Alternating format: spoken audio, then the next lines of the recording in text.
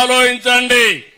2001లోనే వాజ్పేయి గారు ఆలోచించి డీలిమిటేషన్ లో 1971 జనాభా తీసుకుని దక్షిణ భారతదేశానికి నష్టం కాకుండా పెట్టారు. 2026 అయిపోతుంది. దాన్ని దృష్టిలో పెట్టుకుని ప్రధానమంత్రి డీలిమిటేషన్ ని మళ్లీ ఆడబిడ్డలకు రిజర్వేషన్లు పెట్టారు. ఈరోజు ఆ బిల్లులు రెండో ఓడించారు. దక్షిణ భారతదేశానికి నష్టం లేదు. ఈరోజు తమిళనాడులో 39 సీట్లున్నాయి, 20 సీట్లు పెరుగుతాయి. ఆంధ్రప్రదేశ్ లో 25 ఉన్నాయి, ఇంకొక 13 పెరుగుతాయి. యూపీలో 80 ఉన్నాయి, ఇంకొక 40 పెరుగుతాయి.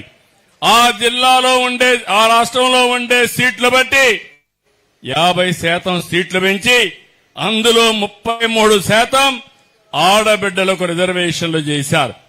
ఇది తప్ప అని నేను అడుగుతున్నా. ప్రతి ఆడబిడ్డ ఆలోచించాలి. మీకు శక్తి లేదా అని అడుగుతున్నాను. మీకు అధికారం ఇవ్వడం ఈ డీఎంకేకి ఇష్టం లేదు, కాంగ్రెస్ కి ఇష్టం లేదు.